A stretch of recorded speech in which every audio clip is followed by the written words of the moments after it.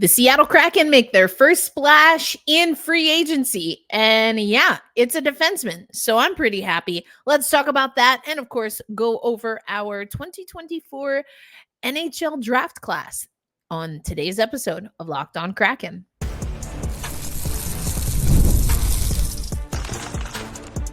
You are Locked On Kraken, your daily podcast on the Seattle Kraken. Part of the Locked On Podcast Network, your team every day. Hey, what do you say, Seattle Kraken fans? Welcome to another episode of Locked On Kraken, brought to you by the Locked On Podcast Network. My name is Erica L. Ayala. I've been your host here from the beginning, also a contributor to CBS Sports. Want to let you know today's episode of Locked On Kraken, brought to you by our friends at FanDuel. It is the off season for NHL, but we've got WNBA, MLB, the Olympics coming up, and so much more. So make sure you check out FanDuel. This summer, FanDuel is hooking up all customers with a boost or a bonus daily. That's right. There's something for everyone every day, all summer long. So visit FanDuel.com/locked-on to get started. And where we're going to start is with the news that the Seattle Kraken have signed a defenseman in free agency. Not just any defenseman. They have signed Brandon Montour. Now, Brandon Montour played for the Stanley Cup champions, the Florida Panthers, in his last 2 seasons in the NHL. He scored 3 goals, 8 assists for 11 points for the Florida Panthers in this recent playoffs. He scored 8 goals, 5 assists for 13 points last year in the playoffs. His career numbers in the regular season, I talked about this on our short that's probably making its way around social media, but he scored 16 goals, 57 assists for 73 points overall in the 22-23 season, by far his best season, and that had him 5th overall for scoring among all defensemen in the National Hockey League in that season. Now, Montour is someone who is 30 years old, 6'1" on the nose, comes in at 199 pounds, from the eastern coast of Canada, Brantford, Ontario,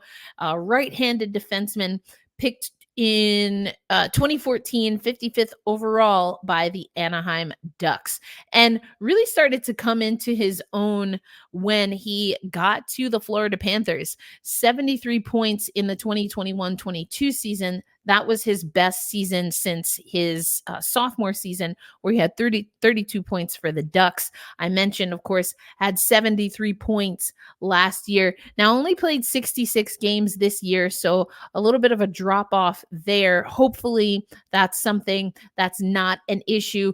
We hear a lot from different insiders and reporters that he's pretty good on the power play. He's got good size. I saw a video of him getting into it with Brad Marchand, so that ultimately really got my attention and got me thinking that, yeah, maybe this is a guy we definitely want on our squad. I mean, I definitely do not care for Brad Marchand for very specific reasons, but jokes aside, he's someone that, can mix it up.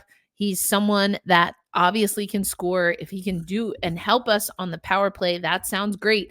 So what are we, about day 4 or 5 into the countdown of Disco Dan's time and the first day of free agency? Now, how much Dan Bylsma had to do with this?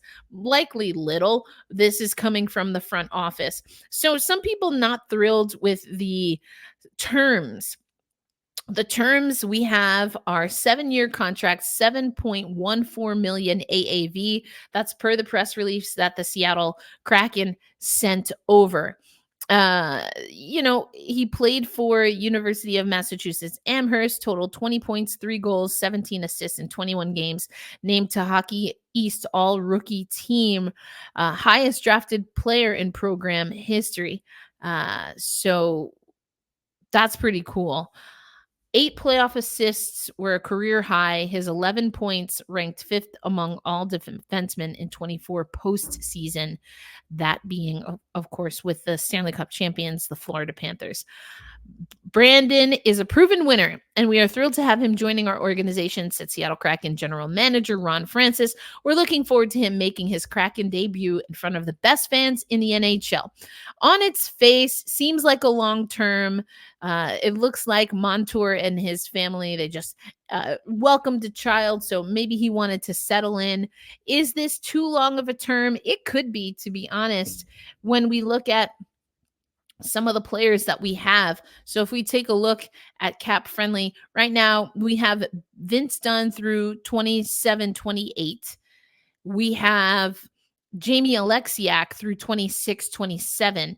Then we have Larson, Dumoulin, and Will Borgen. All will be free agents in 25-26. So that's after this coming season. We kind of said this even on Cap Friendly. It seems like the writing's on the wall when it comes to Justin Schultz. Insiders, you may remember that at training camp, I spoke to him. I showed you that video, and he's pretty tame and quiet, but it also kind of seemed like the writing was on the wall there. He was a healthy scratch towards the end of the season. So now with Montour coming in, Evans is likely also has a shot with the Seattle Kraken. But where do you put him? Because right now you have Riker Evans in the last handful of games for the Seattle Kraken. He was playing on his offside. He's a left shot, a left D, but was playing on the right side. And so if you bring in Montour, you add him, you've got to think he's going to be, maybe that second pair. Dunn and Larson right now are our first pair. Likely that will continue. But do you have Dumoulin and Montour together? But then that pushes Evans out of the lineup. Or do you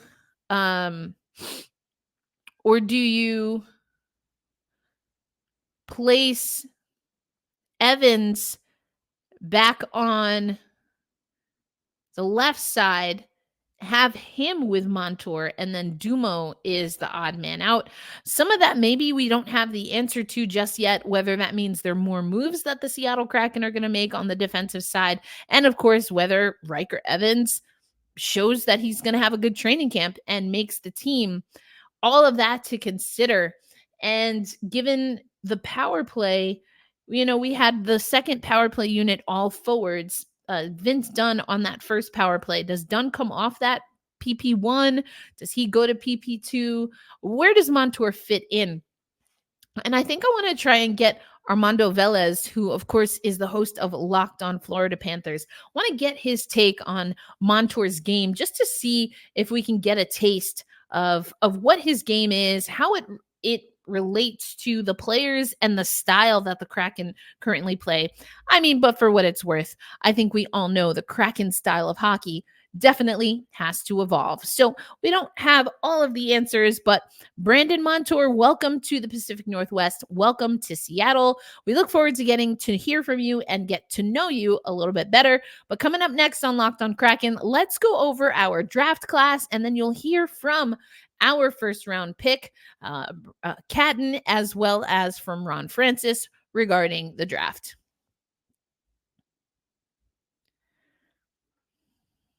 Today's episode of Locked On Kraken brought to you by our friends at FanDuel. Now listen, it's the summer months, and for me, that's exciting because it's Major League Baseball and it is the WNBA. And for me, that is super exciting. I love both of those leagues, both of those sports. And FanDuel is hooking up all customers with a boost or bonus daily. So whether you're watching MLB, WNBA, whether you're keeping up with the Olympics and you want to maybe put some money on it, make a wager, FanDuel has you covered. There's something for everyone every day, all summer long. So head over to FanDuel.com// locked on and start making the most out of your summer. FanDuel is the official sports betting partner of Major League Baseball and, of course, also the official partner of us here at the Locked On Kraken Network. The Locked On Kraken podcast, part of the Locked On Podcast Network. There we go.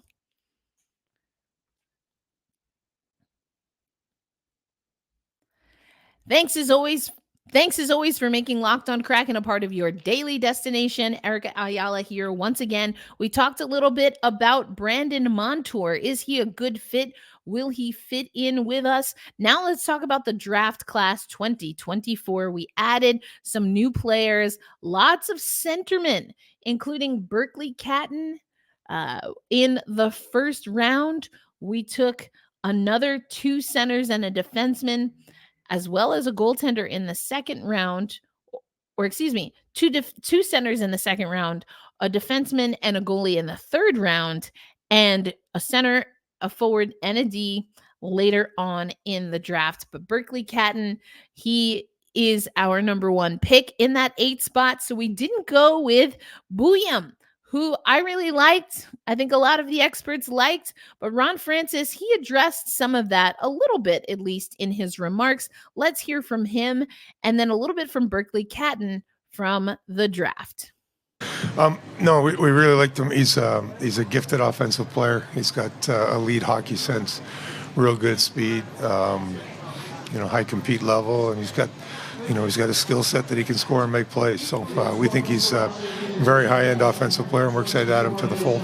Yeah, no, it was interesting. I think everybody on the outside was thinking a lot of D were going to go early, and it seemed to be more of a run on forwards. I think you'll see the D now start to run, but for us, going in, we thought we had a chance of getting him, and when we got to 8, he was sitting there, so that was the guy we wanted, so we're excited. Yeah, no, I mean, centers are critical. We think, we've had a couple guys we drafted at center, Ray Croft and Goyette, that have since moved to the wings. So we just felt with where we were, the depth at center was important for us, and that's what we were looking to get. So cool, and especially playing in Spokane too, where I'm always in Seattle and stuff, and got to play at the Climate Pledge, and it's just so cool. A lot of everything, honestly. Like, it's so surreal. I don't think it's really set in yet, to be honest with you. It'll probably hit me in a bit, but I'm just running up pure adrenaline right now. Yeah, I thought all our conversations all year were really strong, and at the Combine too, it was good. So, I definitely had a good feeling, when they were at 8, that maybe I'd be one of their choices. Yeah, honestly, it adds that sense of comfort, I guess, a little bit, since I'm always there and in that region, and, for all the Spokane fans, I'm sure they're pretty pumped right now, so it's awesome. Yeah, I'm a smart, dynamic hockey player, I think, in the easiest sense. When I have the puck on my stick, I believe, whenever I do it, the next play is going to be in a better position, and, I have the power to, change the momentum of a game. Kind of like I was mentioning, I think every time I have the puck, I have that ability to make those plays, and, throughout a season or even a game, that adds up, and that makes a difference, and, I think I have that ability. Yeah, honestly, probably playing too much hockey, really, like always on the ice and stuff. Then obviously watching lots of hockey and, just kind of learning from the best there is, so probably those two things. I think, just maturing my body in a sense, I guess. I'm still an 18-year-old kid, so putting on a little bit of muscle and stuff will definitely help, and then probably just, defensive side of the puck a little bit, getting, to play in the NHL, you have to be a strong defensively, so probably work on that as well. All right, so there's Catton. He's speaking to media immediately after being drafted. And, he's excited, which is exciting. He talked a little bit about what his game is. Of course, was asked a little bit about what he wants to work on. And Kraken fans, you'll have a chance to see Berkeley Catton and a majority of not just the 2024 draft class, but a lot of our prospects, as Seattle Kraken development camp officially starts today, but access to the public begins tomorrow. And we're in conversations. We're hoping to get you a few interviews from development camp. We'll keep you posted on that. But of course, you're going to want to stay tuned. But coming up next, I'll get into what we do know about development camp and what we're expecting from some of the players.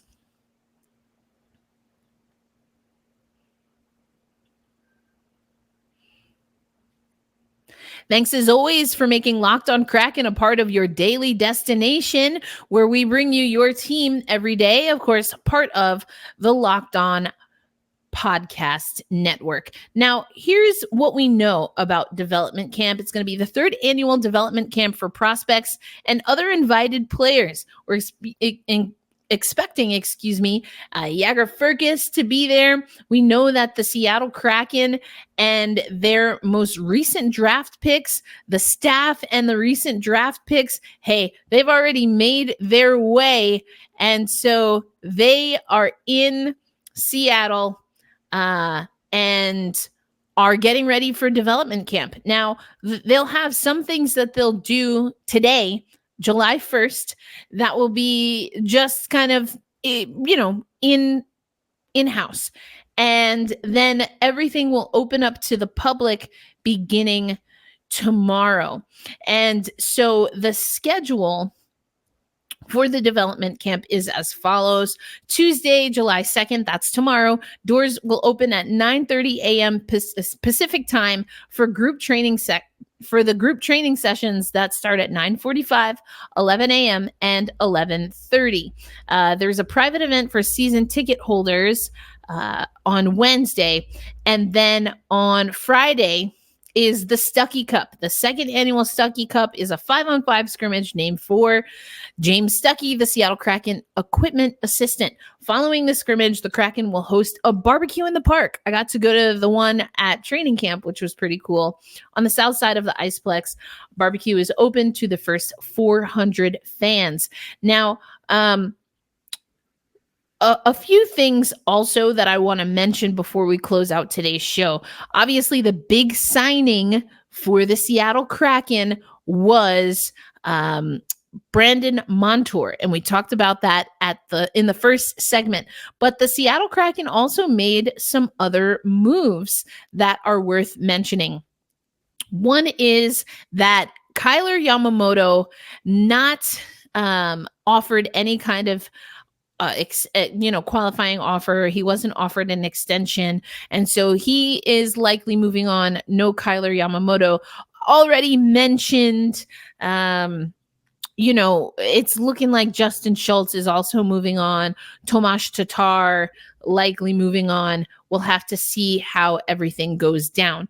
But the Seattle Kraken did sign 4 players to new contracts, including the first ever player in the organization, Luke Hedman, a 1-year, 2-way contract, $775K AAV. John Hayden, 1-year, 1-way contract, $775. Alex Stetska, 1-year, 2-way contract, $775. And the captain of the Firebirds, Max McCormick, 2-year, 2-way, $775. Also, Pietro Sepala, Matty Beniers, and Ellie Tolvanen all extended qualifying offers. Now, all of them at this time, if you go to NHL.com, are also listed as free agents, but that might mean that the paperwork just has not been finalized by the National Hockey League as of yet, but we haven't gotten any updates on that. So what that likely means is no 8-year contract for Matty Beniers. Not sure many people thought that was on the table anyway. He could still sign for as many as 7 years. Ellie Tolvanen, I guess we'll see what happens there. But overall, we're expecting Beniers and Tolvanen especially to get some things done. So with all of those moves, I think some of this is, again, John Hayden is on a 1-way contract. That's really interesting. Hedman on a 2-way, Stetska on a 2-way, and McCormick on a 2-way contract, which means that they can go back and forth between the Firebirds and the Seattle Kraken. John Hayden might be his chance to really make the big club. So with John Hayden, we'll see what happens there regarding his contract. I think that getting Brandon Montour, I think getting Brandon Montour is a step in the right direction, especially because I really was hoping that the Seattle Kraken would pick a defenseman early in the draft. But I think Ron Francis and his analysis saying that, hey, we had some centermen in the pipeline, and then as they move through their development, they've actually moved to wings. So wanted to shore up centermen in the pipeline. I get that. Catton being or playing locally is always good, creates a little bit of buzz. And as Ron Francis joked a few times, makes it a little easier for the scouting staff to be able to check in. So that's good. We'll see, where Catton ends up, but he will be on the ice for development camp. Same goes for some of the other guys that we have been seeing in the system. So I still think there's work to be done. We talked a little bit about some of the trade rumors $50 million, 7.14 per year AAV. That's a decent amount, but it's not insurmountable. If we take a look at cap friendly, the projected cap hit overall, 71,715,000. Right now, projected cap space at 16,284. So, a little bit to play with, but I wonder if the Seattle Kraken will make even more moves in order to either get more cap space. And if they do that, then likely they think that there are still some free agents out there that they can secure. Getting another centerman, getting another winger, as we talked about, is something likely that the Seattle Kraken will want to do. Is there anyone on the market that fits? The price is right. The skill level is right. The personality is right. That's the big question, and questions that we don't have answers to at this time. But stick around with us here on Locked on Kraken. We will have all of your updates regarding the off-season and development camp, which again starts today with the public events taking place and beginning tomorrow at 9:30 Pacific time at Kraken Community Iceplex. But for now, we will bid you adieu. We have lots to think about as the Seattle Kraken enter about day 5. I lost track already. I'll have the official count tomorrow. I think we're at about day 5 for the Dan Bilesma era and day 1 of free agency. So I like the move. The term is a little on the long side, a little surprising there, but we'll see how it all pans out. Ultimately, the Seattle Kraken really have to have a show me season. They have to be able to produce. And that's something where they fell short a little bit last year. So looking forward to more moves. And I hope that this is not the only splash that we see the Seattle Kraken take this offseason. Be kind to yourselves, be kind to one another, and you know how we do. Hold fast, stay true, and we say always loud and proud, let's go Kraken. I'll catch you on the next episode. Peace out, everybody. Oh, wait, Seattle Kraken fans, there is more. I was wrapping up today's show, and just as we were wrapping, we got more news that the Seattle Kraken have dealt out another 7-year deal, this time to Chandler Stephenson, 7-year contract, 6.25 AAV. He is a centerman that recently played with the Vegas, I almost said Aces, the Vegas Golden Knights. We're excited to welcome Chandler to the Kraken organization. He brings a winning pedigree and offensive consistency to our team, and we are looking forward to him being part of our lineup this season. Now, if you heard the earlier part of the episode, I was looking at Cap Friendly because, again, this news is coming in fast and furious, and we had about 16 mil in cap space.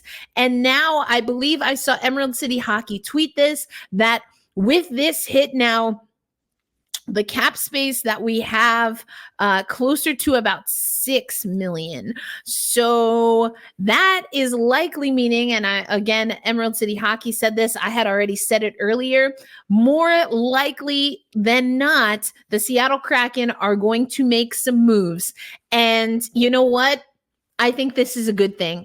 I kind of hope it's not Oliver Bjorkstrand as just one example, but I have to think that we're going to offload some players. We have a new defenseman, a new centerman, and I mean, the writing is on the wall. This is a Seattle Kraken team that wants to get better, and I, for one, am here for it. We talked about this, I don't know, a month or so ago, where the Seattle Kraken really have to figure out what kind of team they want to be. Now, I was talking about that in relation to the playoff push, which ultimately fell short. That being said, now is the time, and I like these moves. I'm not exactly sure what the full vision is yet, but it's only day 1 of free agency. So I can only imagine that things are going to start to open up. Here's what we know about Chandler Stephenson. Again, he just was a part of the Vegas Golden Knights. 30-year-old, 51 points, 16 goals, 35 assists in 75 regular season games with the Golden Knights in 23-24. That was his third consecutive season where he reached the 50-point plateau. Finished the year ranked top 5 on the Vegas roster in assists, 4th overall, in points, 5th overall, and in game-winning goals. So that's pretty cool, as well as shorthanded goals. And so he has appeared in 7 playoff games with the Golden Knights and registered 1 assist. 6 foot, 209 pounds, 270 points in 495 regular season games between his time with the Washington Capitals and the Vegas Golden Knights. He was a part of the 2018 Stanley Cup championship team for the Washington Capitals and the 2023 Stanley Cup championship team for the Vegas Golden Knights. He leaves Vegas ranked 6th all-time on their all-time scoring list, with 237 points. So, yeah. We're getting size, which is something I talked about as we were really looking at some prospects, which, we didn't get too much size, at least not in Catton. But he also brings experience. He's on the older side, and these long-term contracts I already see for the Kraken fandom on social media, very concerned with the age versus the agreement and the terms. I get that. I completely understand that. And we have to see how it's going to play out. That being said, who is on the move, or how many people are on the move with regard to the Seattle Kraken? This is probably the last news update I'll be able to give today. I'm not saying it's the last update the Kraken are going to give, but if there's more breaking news, I will have it for you on tomorrow's episode. All right, everybody. Thanks as always for making Locked on Kraken a part of your daily destination. I will catch you on Tuesday's episode. Peace out.